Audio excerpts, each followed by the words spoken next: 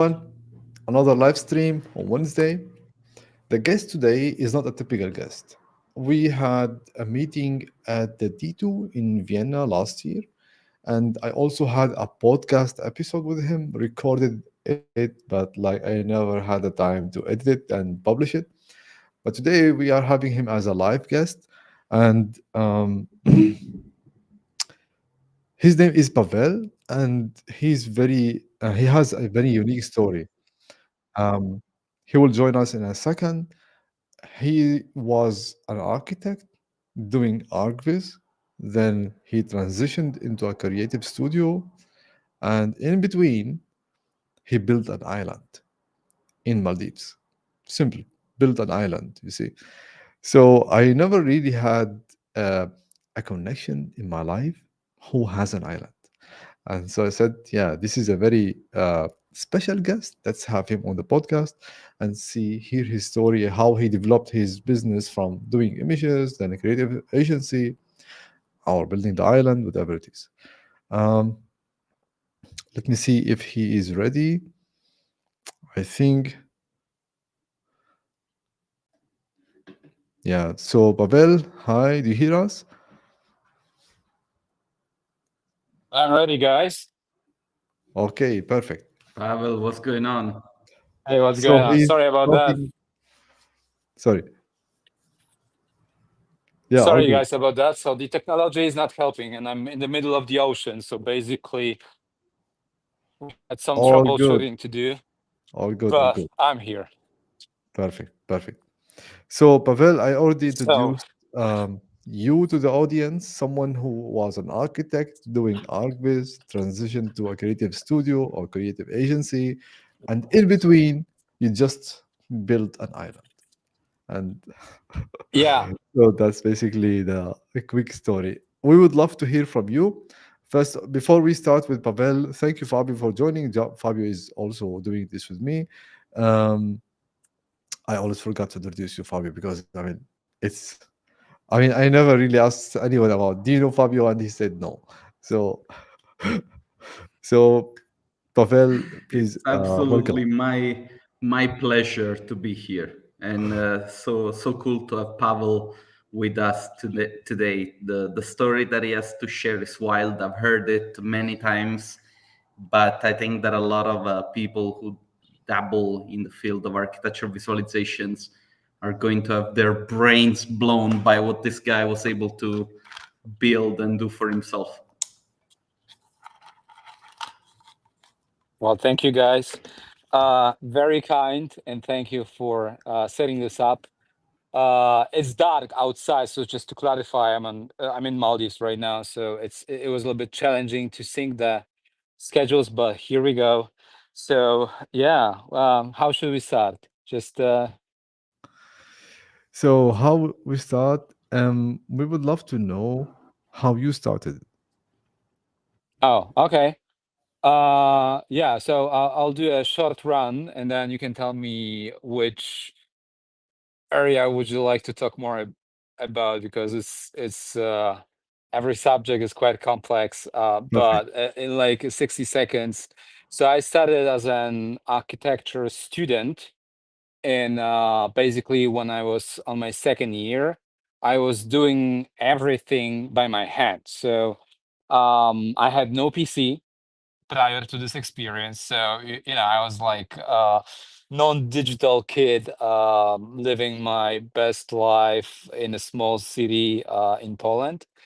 And then when I was studying, I've seen the opportunity that like painting is great, but I kind of started working with 3ds Max, and that was like a life-changing moment because it was so fun that quickly I realized I was spending a lot of time doing it.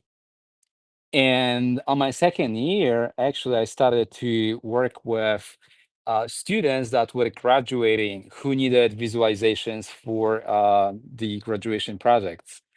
And fast forward, I started to cooperate as a one-man army with my professors, and we started to do competitions.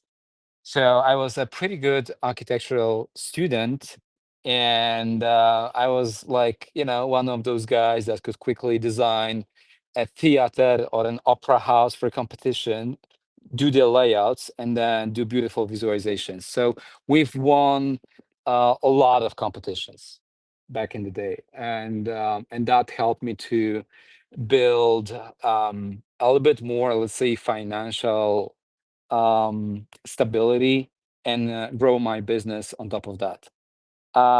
Yeah, and then around 2008, when I was graduating, I had a large base of clients in Poland, doing competitions for them, images, animations, together with a couple of my friends.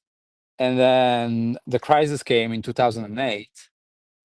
So everything basically collapsed, and I lost all my jobs.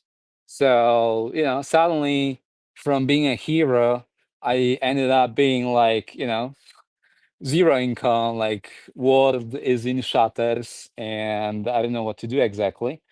But what I did, by accident, obviously, but I did one thing that was good. I put my works online and I published them on one of the forums that back in the day, pre-Facebook, Instagram, they were really well recognized, and a lot of people were going to those forums to see, like, who's hot, who's not. And I got a couple of awards, and I've been just discovered by some clients in France and different parts of Europe, and they started to ask me to do competitions for them. And again, it was like the same cycle. We've won a lot of competitions. With one of my clients in France, we established a studio. So then suddenly, from like from deep crisis, I've been able to um, push through it and actually grow during this crisis in 2008. And then I was just doing a lot of videos and animations worldwide, mostly in United States, in Australia, France, obviously.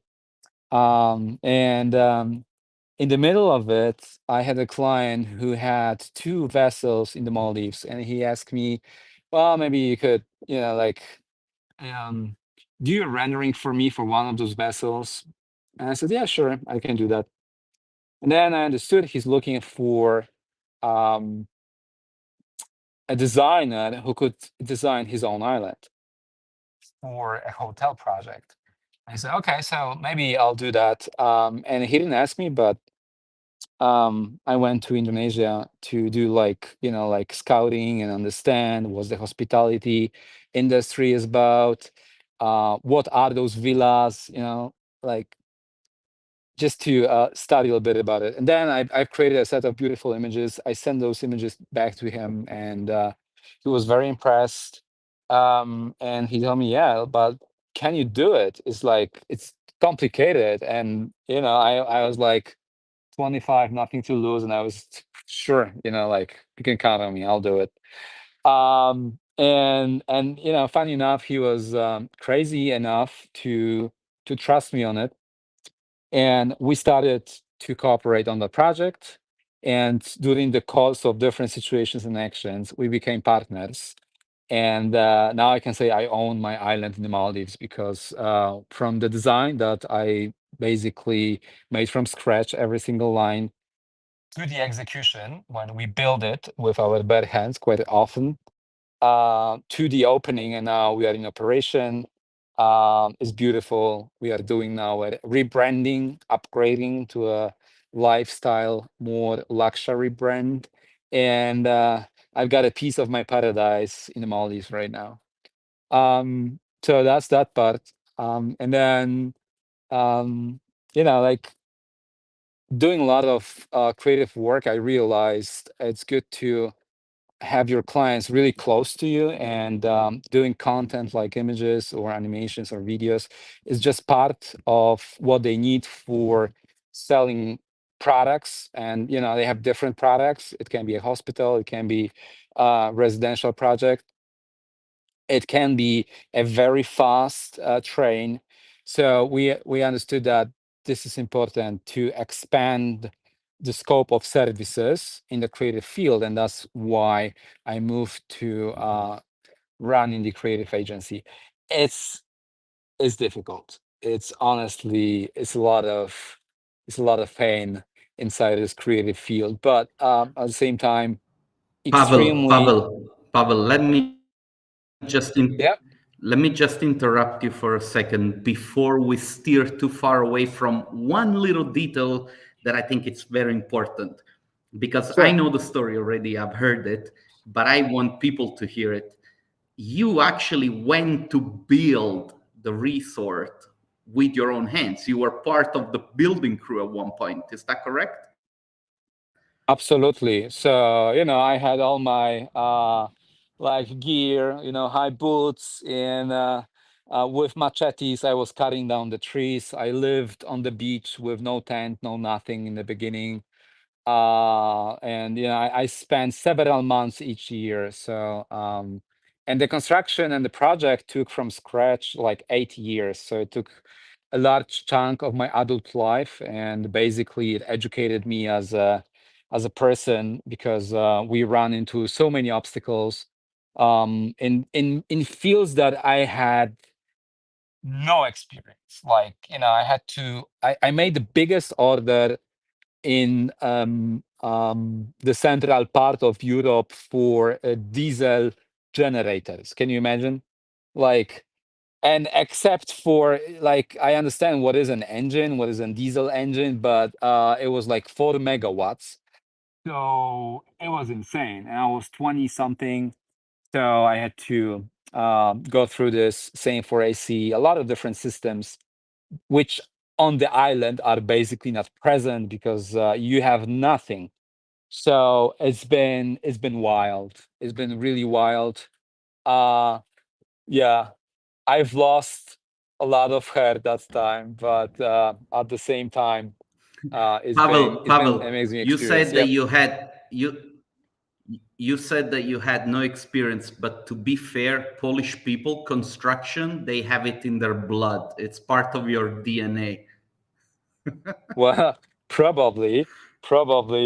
I mean, but it was amazing. In the peak, we had 700 people on the construction site. Imagine 700 on one tiny island.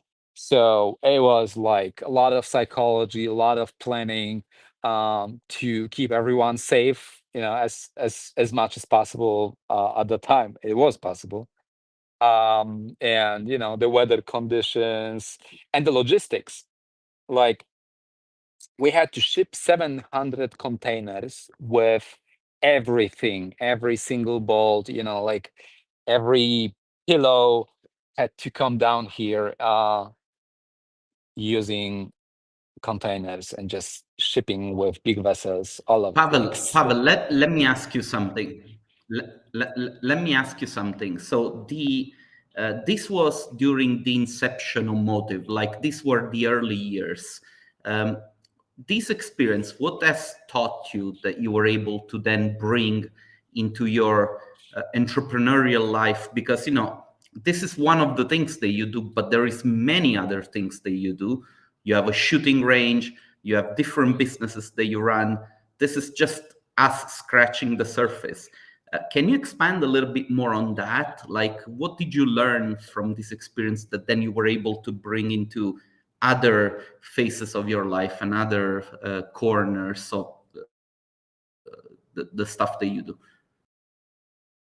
I think, I mean, the most important was to be persistent, because we had to overcome so many obstacles that many times it felt like impossible. And we've been in many like financial troubles with local authorities, troubles with weather, troubles with shipments, troubles with subcontractors. So I felt like I will collapse so many times, and every time when we went through those storms, I felt much stronger. So then, doing any other business, when I ran into any trouble, it didn't make such a big impression on me anymore.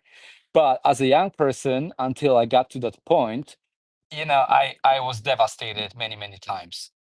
So that helped me to build that like mental strength for just doing a lot of things at the same time.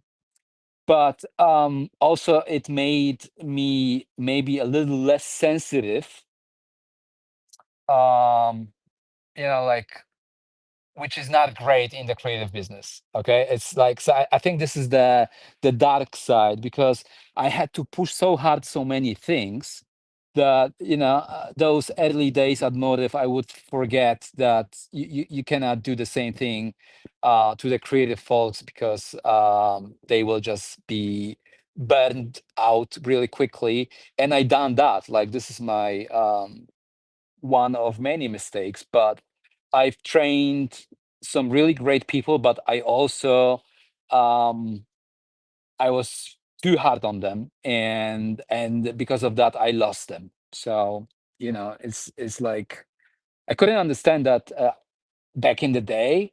Now I look at it a little bit different. So it's like it had those two sides.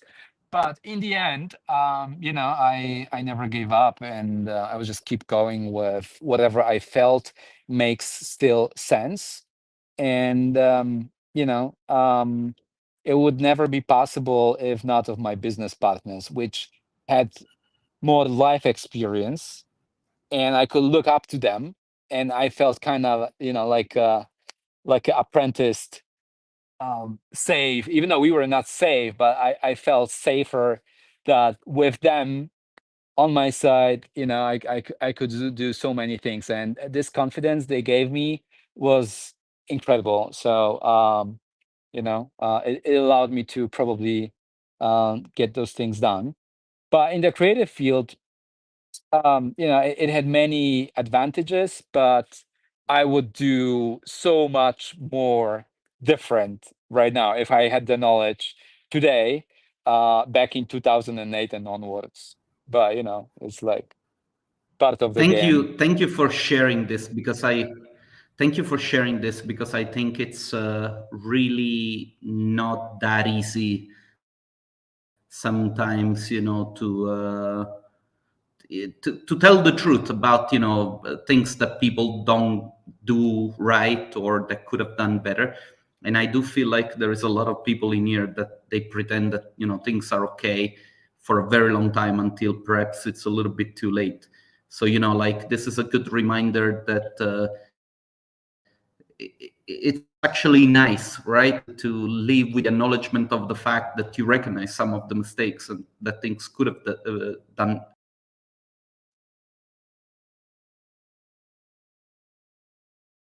Thank you.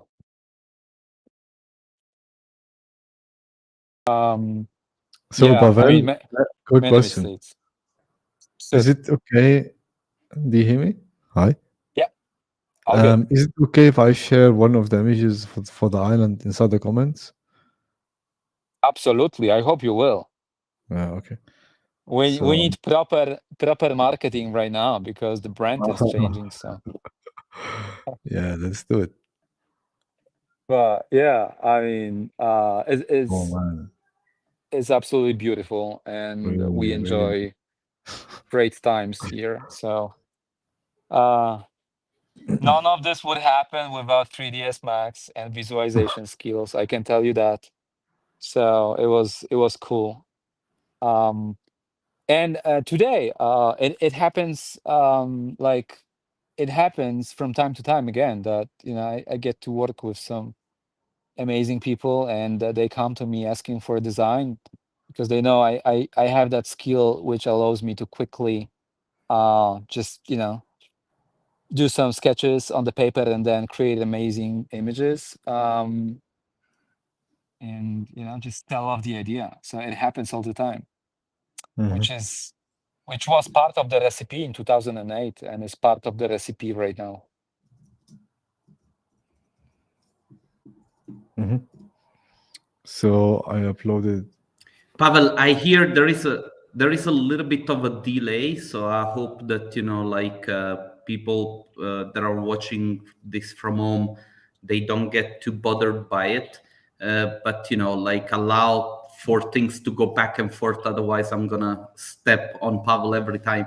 But I wanted to ask you, one more thing. So basically, when you when this opportunity came across for you to build this island and work on that, obviously the Archviz business was already running and you had other projects going on. How did you then manage to run both situations at the same time? What were some of the things that you did in order to make sure that, on one end you were doing the projects, but on the other that the island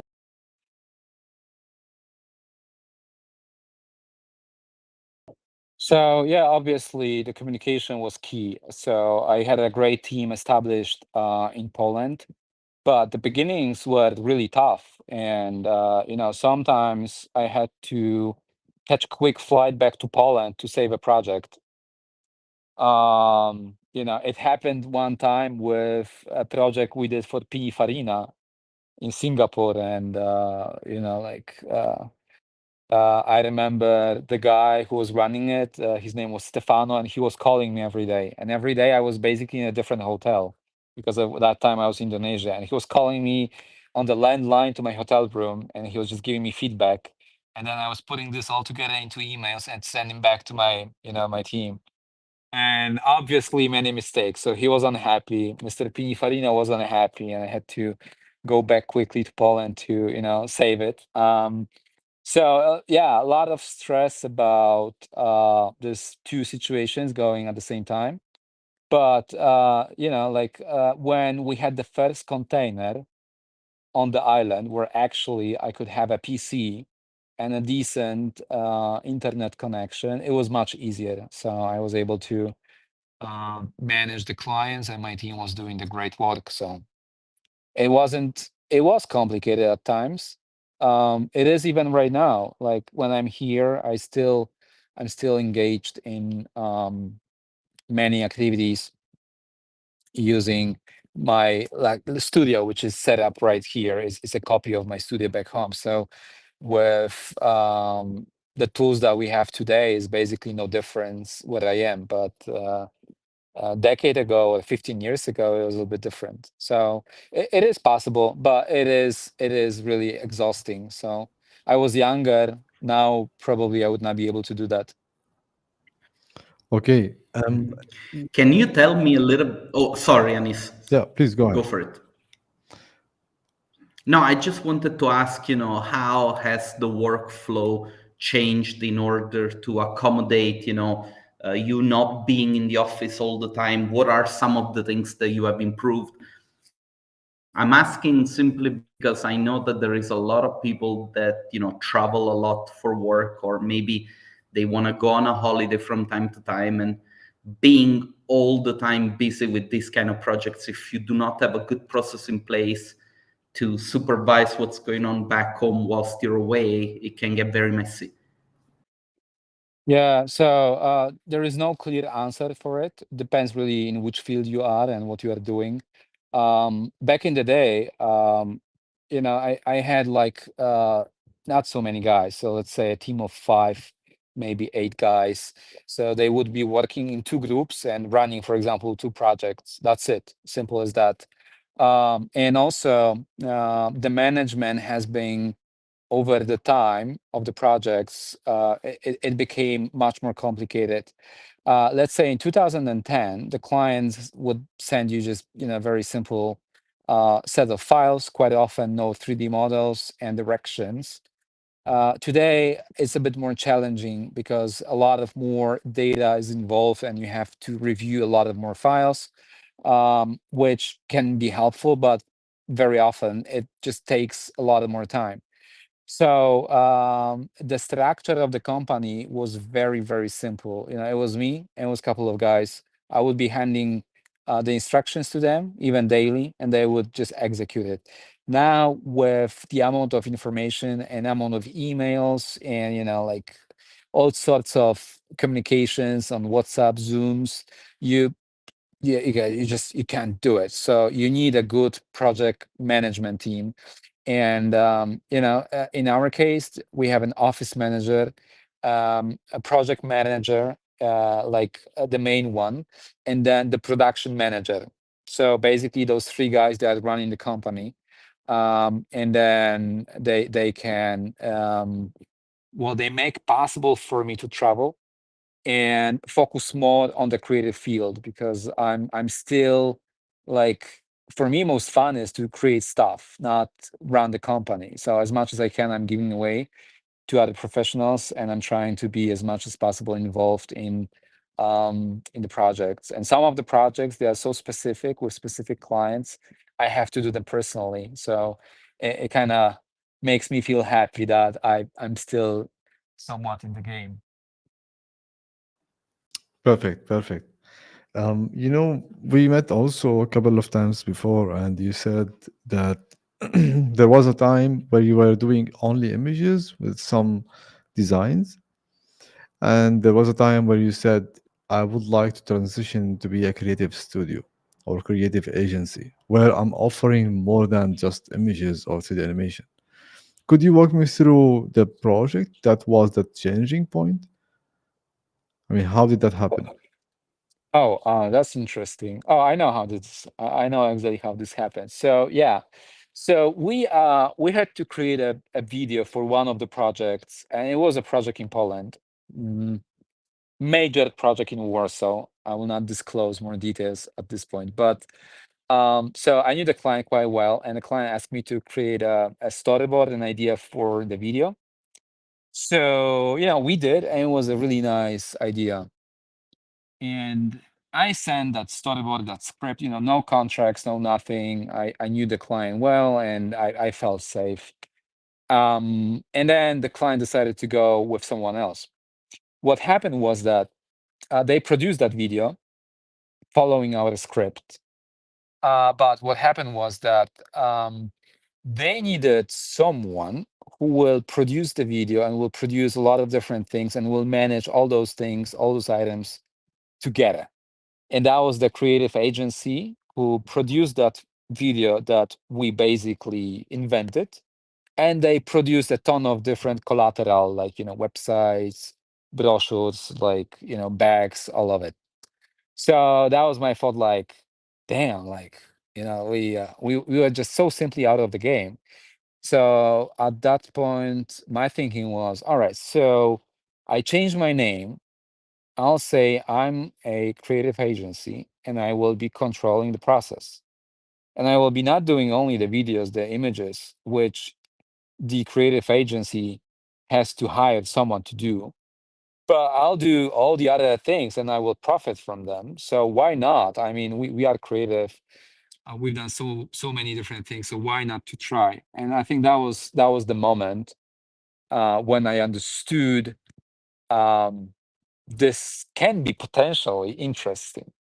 But I didn't know how much work it involves and how much work with the client. I mean, there's just a lot of more work with the client directly, which is a great thing in many ways, because the client is much more um, working with you. He knows you better.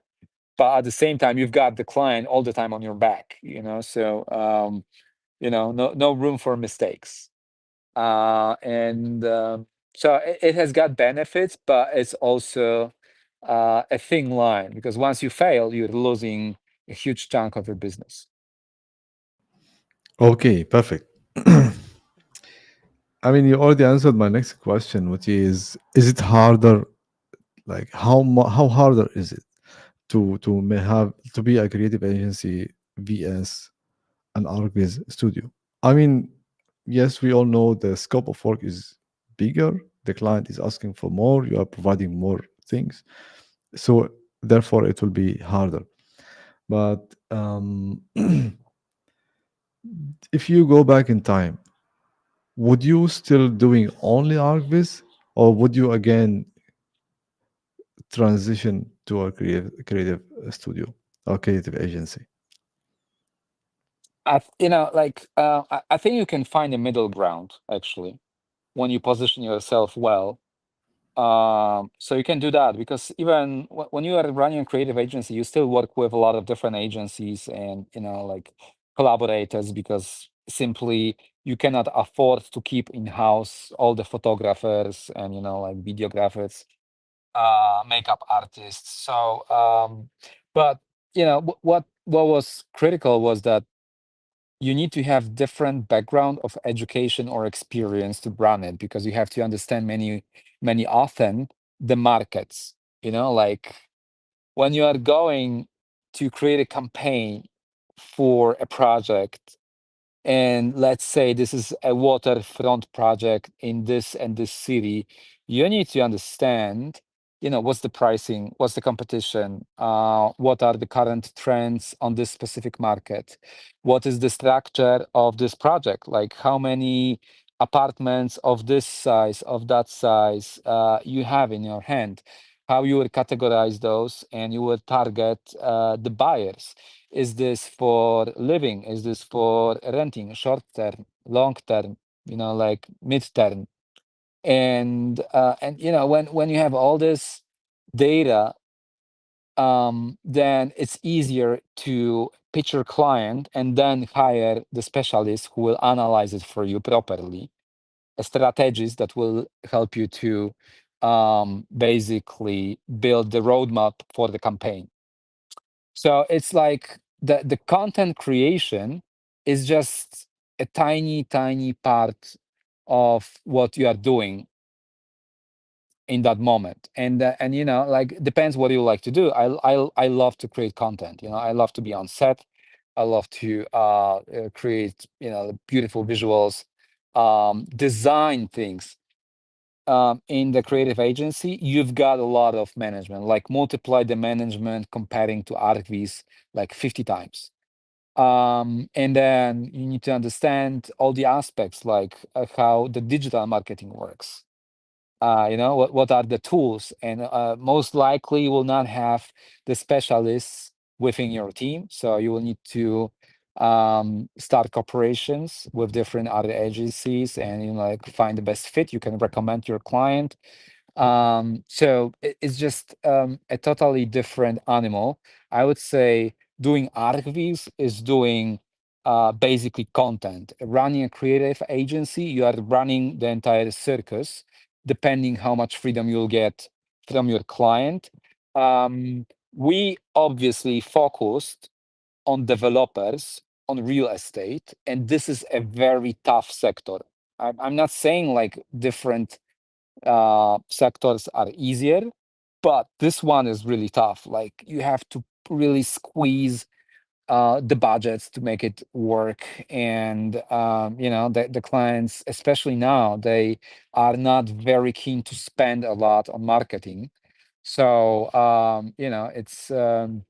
it can be quite beneficial, but if you will build your fee plan just below the breaking point, you will lose a lot of money at the same time, because the budgets are much bigger, but your spendings are increasing also, um, you know, dramatically. And then, into the game comes the cash flow. You need to have secured enough money, because the payments will be late, and that's another game, which I know, including myself, many people don't want to play. So yeah, it's just a different type of stress.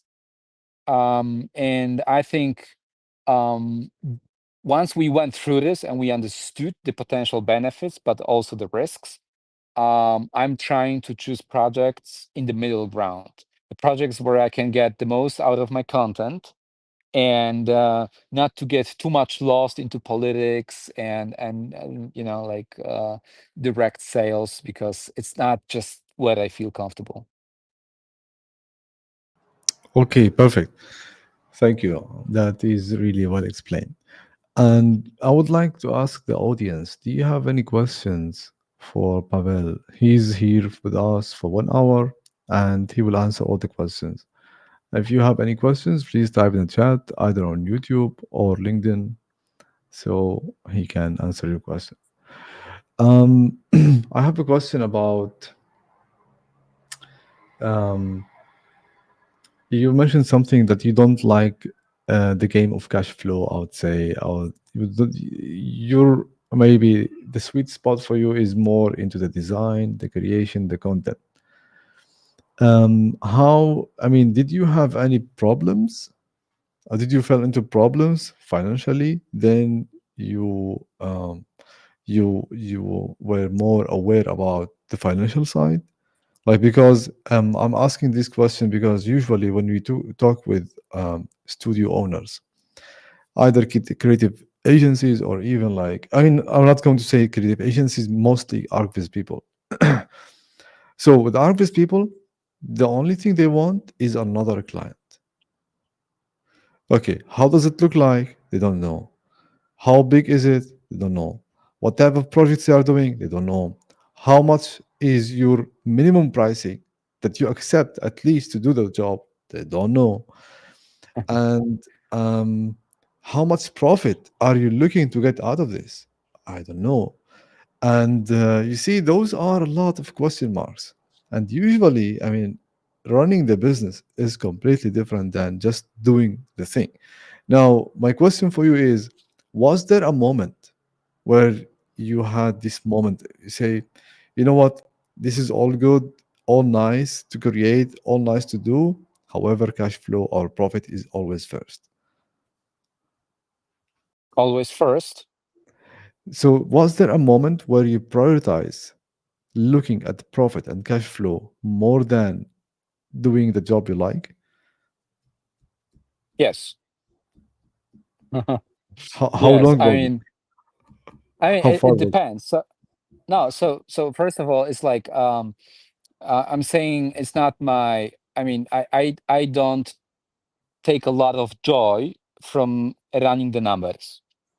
I just get a lot of more fun when I can create stuff. That doesn't mean I'm not good at numbers. That doesn't mean I'm not paying attention on what's going on in my companies. So I definitely do. But I'm if I had financial problems, we had financial problems with this project. Obviously, it was a big one. So there was a moment where basically the entire thing went almost bankrupt. But Mhm. in Motive, I had great run for basically from the start till COVID.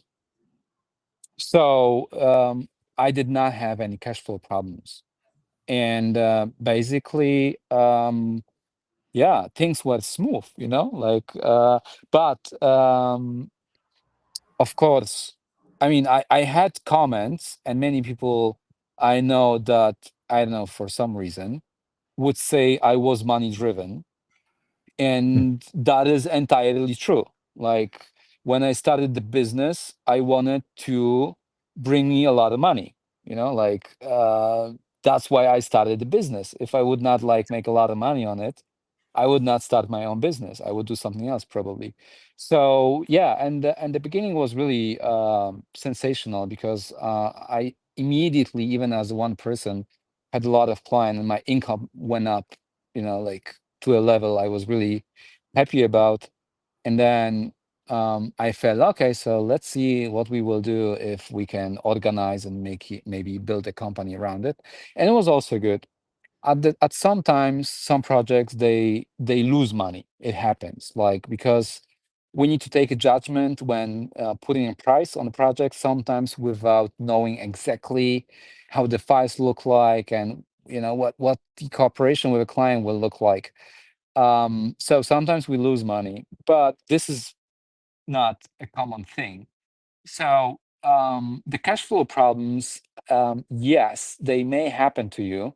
And I mean, I'm trying to keep a reserve to secure my studio's like essentials, like to pay off all my guys, and everything that is associated with running the office.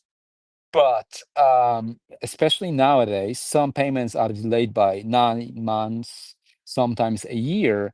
We're waiting for the project to be settled. So then you have to take into account, everything like taxes, which in Poland you pay whether the invoice is paid or not. So you need to take this into account. The VAT is the same thing.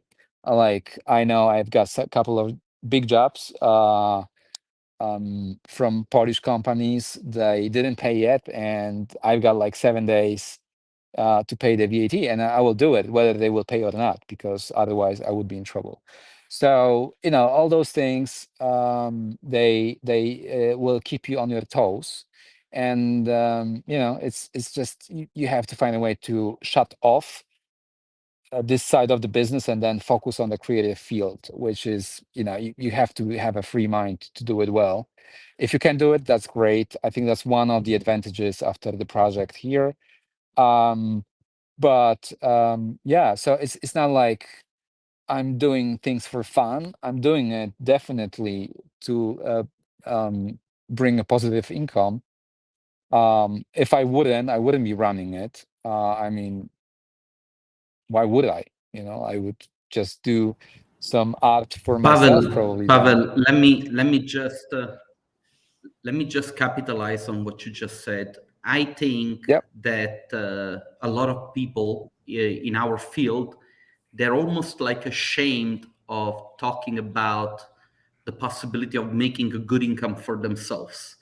Whereas I think sometimes we need to really remind ourselves of the fact that being able to earn good money doing what we love is also a way to affirm the fact that we're being successful, right?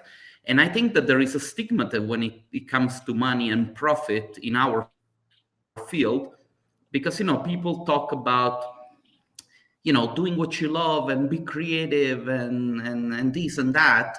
But at the end of the day, if you cannot even make ends meet, doing what you love, then what is really the point? And I love the fact that you say, hey, I want to make a good income. We should probably normalize this. It's a lot of hard work, it's a lot of sacrifices, and not everybody's willing to take the risk. We don't give enough, we don't shine enough light on business owners or families in order to keep a business going. And if we don't want to give them a good income, then what is it that these people are doing? Are they running a charity or what? Yeah, exactly. And No. speaking of charity, there was, I mean, this is the typical conversation I get. Hi, Anis. Do you have a couple of tips of how I can get a couple of clients? And I say, yes, I do have a couple of tips. This is my calendar. Please book a session. I will help you. Yeah. And they booked this. I mean, they looked at the booking. They find it like it's paid. I don't provide free sessions. And they say, I don't want to pay. It is just a friendly conversation. And I say, man, this is your problem. There is nothing in business called friendly conversation. Your client won't come to you say, it is just like a friendly talk about a couple of images. I mean, spend a couple of days about them. I mean, it's okay. You don't need. I don't need to pay for that. So this mentality is. I mean, it should change. We do have a couple of questions from LinkedIn.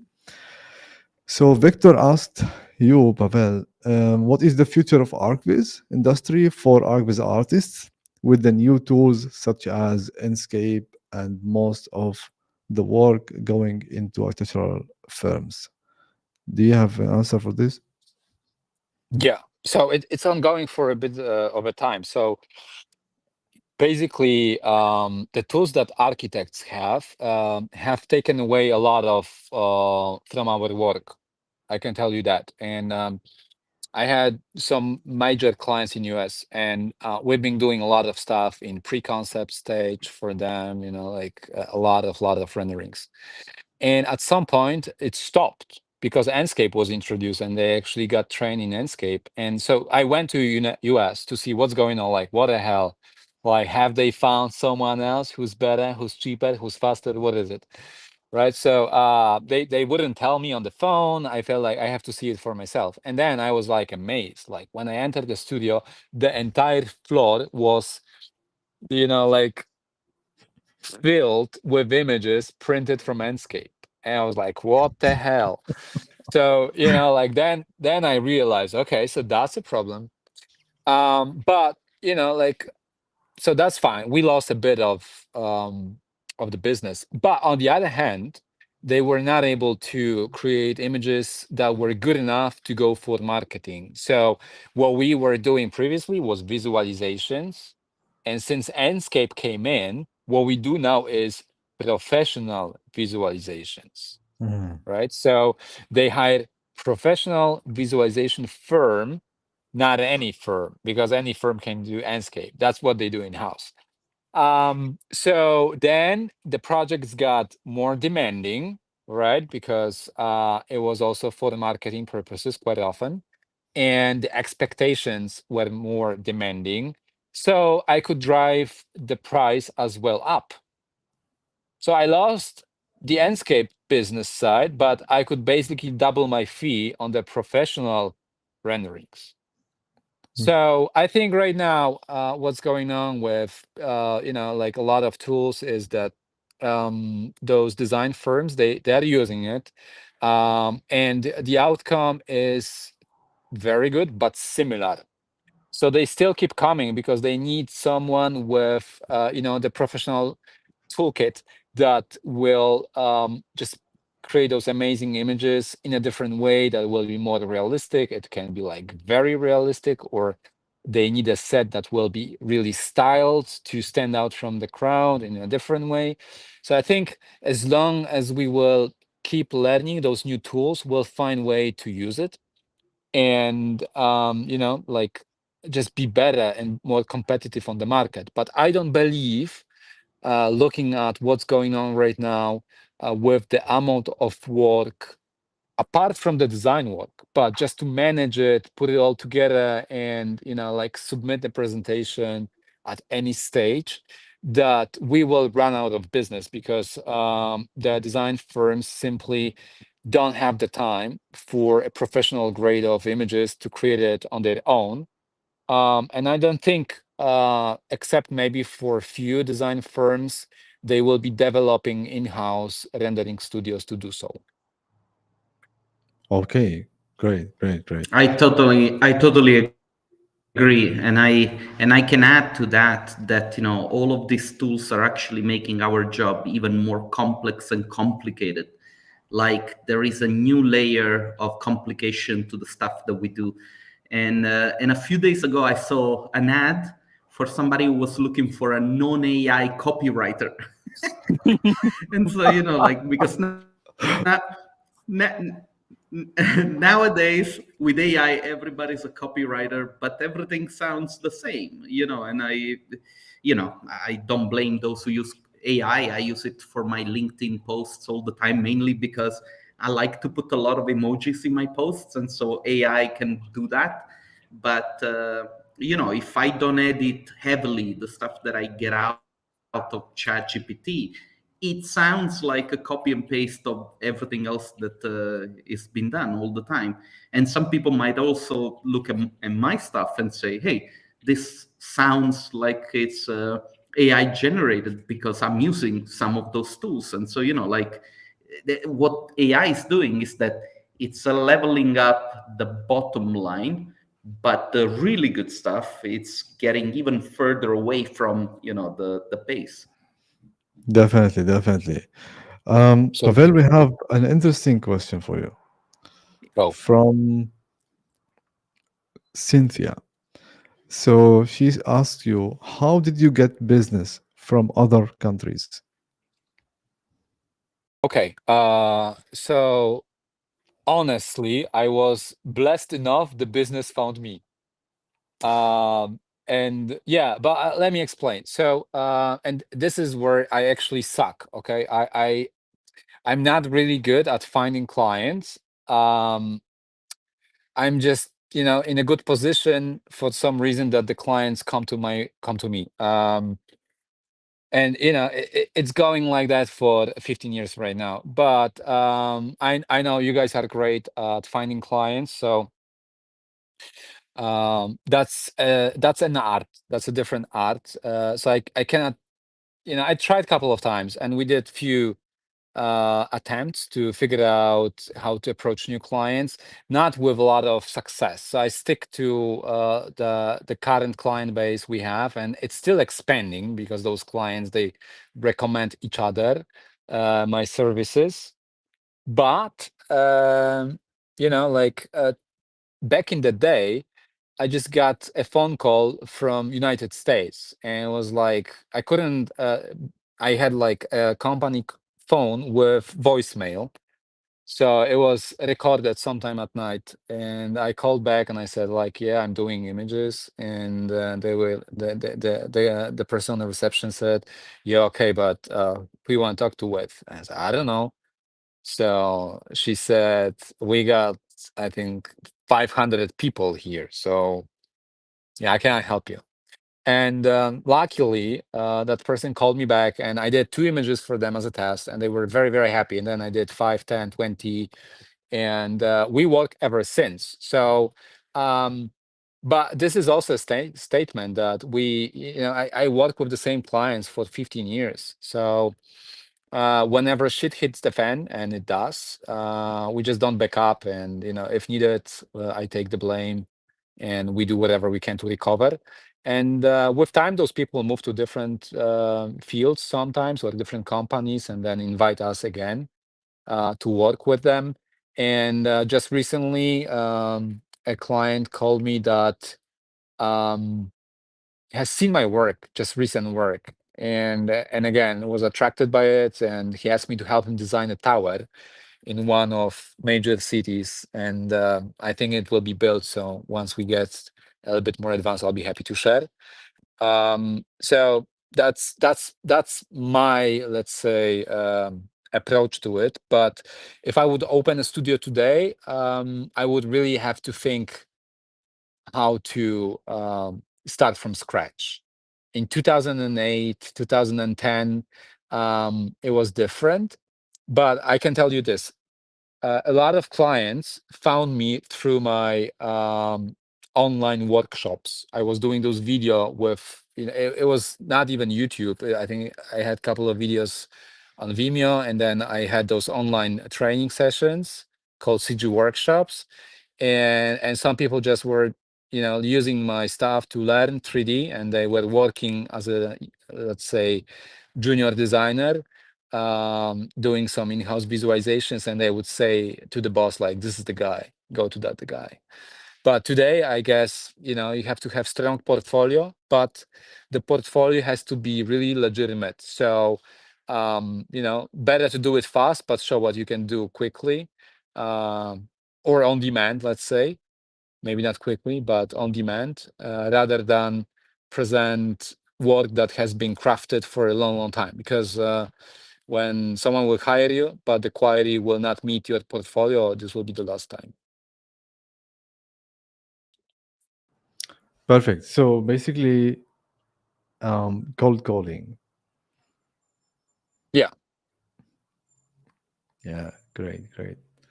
And I mean, you answered also my next question. What are you doing today to market the studio?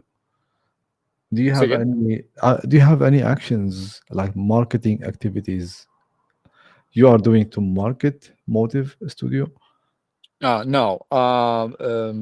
I mean, except for posting from time to time some content on social media, we don't do anything. Um, I try to keep close relations with my clients. So when they don't call me for a longer time, I call them and see what's going on, just to to see if there is any room they would go or drift away to someone else. I try to maintain it. Yeah, I mean that's it, and they just keep going back. So and at the same time, like, they are moving around, so they bring some friends, and I love it, because that way, when the client is coming, then he's probably a decent person, because your other client, which is a decent person, so he would not put you in a bad position. So it makes it a little bit easier, because I don't want to build like strong contracts and, fight legally with my clients. I want this to be a smooth and nice experience. So, quite often I just jump on a project without any advance payment, without nothing, hoping the money will come. And, obviously we wait for it because we do charge upfront. But if time is critical, we do it just like that. Just, putting a little bit of faith um, into our cooperation. And yeah, I think those small details, they help to keep the clients coming back. And, like sometimes they are unhappy, and it's not easy to defend your reputation for many reasons. Sometimes it's political. You cannot do anything. You did whatever you could to save it, but it will still fail. It happened to us. And those clients go away. They will go away. You can do whatever you want. You can advertise, send emails. This won't work. Like, um, I mean, maybe if you'll do smart and, in using techniques I don't really know or understand, maybe it's possible, but it never worked well for us. Personal contact is better, but if you start calling your clients on personal phone calls, they will also hate you. So I think you just need balance, and definitely let your work speak for yourself, and use events sometimes to present your work, and they will come to you. And that's the best way, Have my you been opinion. to events? Say again?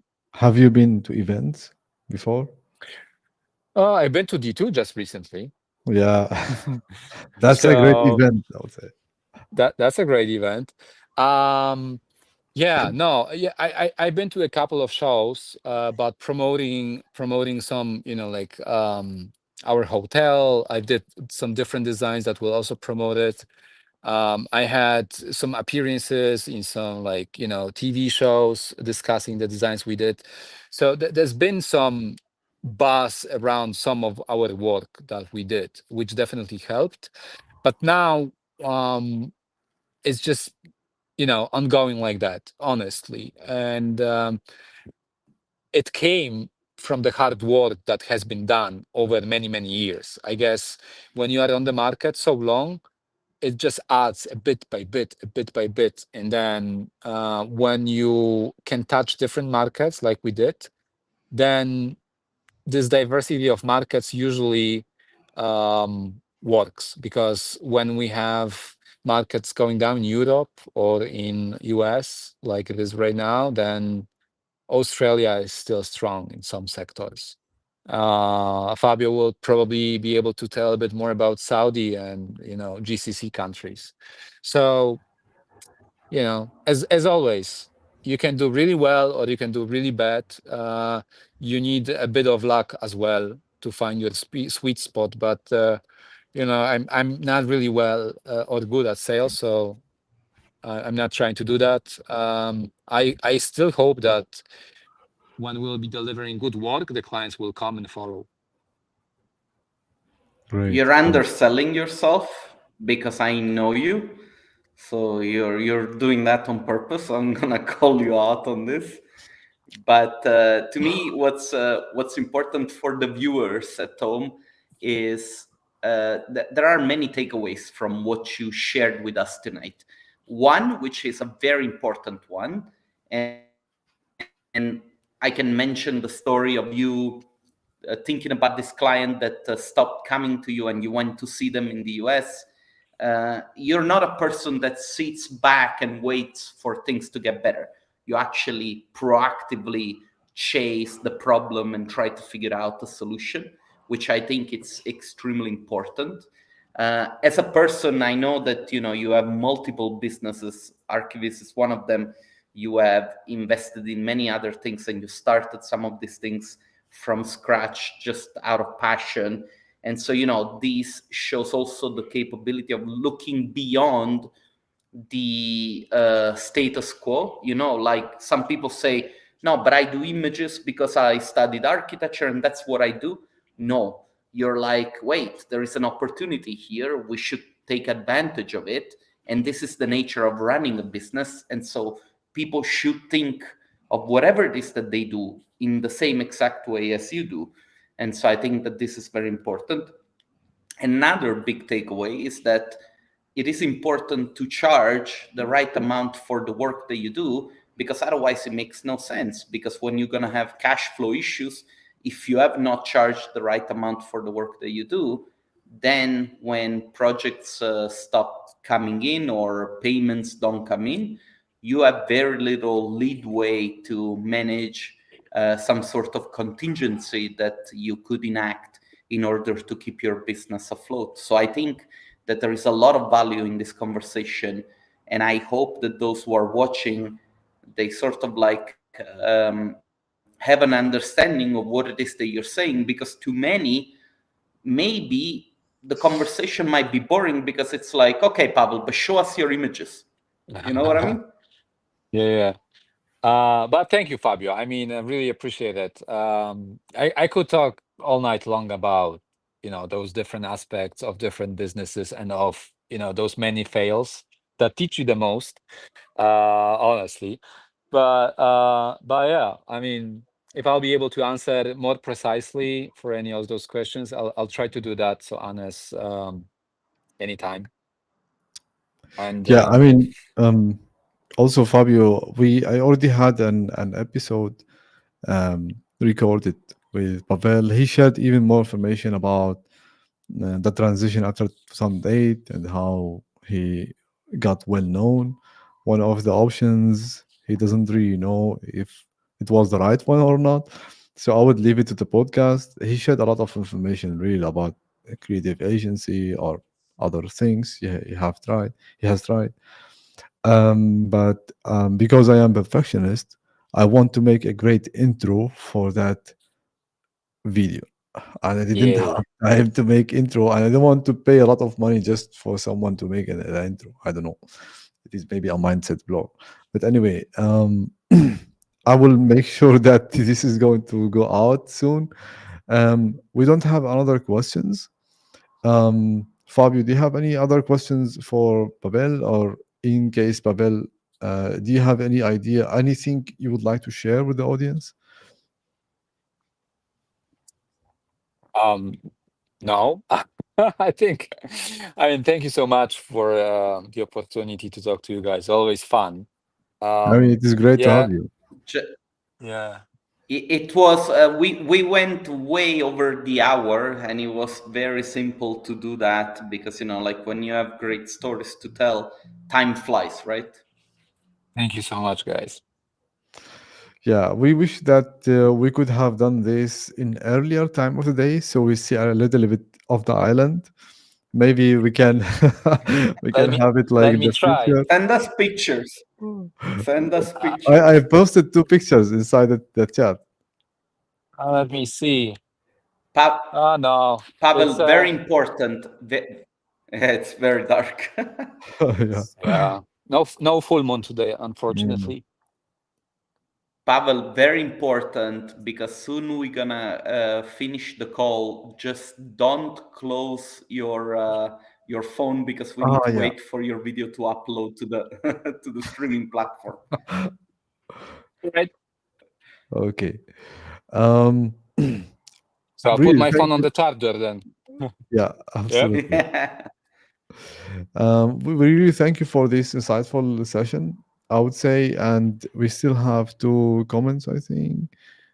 Mm, so, Lars, hi, Lars. So, thanks a lot for interesting input. I hope that you someday will be able to afford electrical light, Pavel. Thank you. Thank you. Me too. Um, another guy said something. I really don't understand the language. Um, I don't know if it is coming from YouTube or something. He Like, said thank you in Polish. okay, great. That's exactly what Fabio said. Okay. Um, great. I hope everyone enjoyed this session.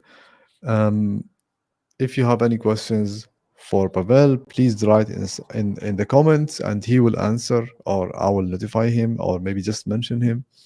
Um, just a quick reminder, Fabio and I are doing workshops one each month about the client acquisition, how to find leads, how to price your work, make a professional quotation, and how to make sales meetings that are authentic, and um, at least make sure that you are 99% winning the quotation.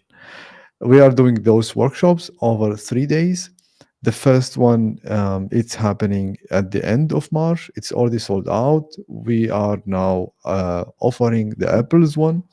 If you are interested, message Fabio or message me, and we will provide you with more information about the dates, the programs of each day, and what will happen. I mean, what you will go out of those 3 days with. You will get a complete business plan. This is like shortly said.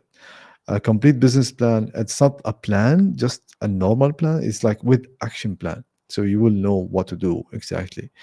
Um, yeah, if you are interested, message Fabio or message me, and we will provide more information. Thank you all for watching. Thank you, Pavel, for the great session. Thank you, Fabio, for your time. Hope to see you all next Wednesday. We will have another guest, also another episode. In the meantime, if you have any questions, just message us or comment below. Thank you very much. Wish you a great evening. Thanks, guys. Goodbye. Bye. Bye bye. Bye, everybody.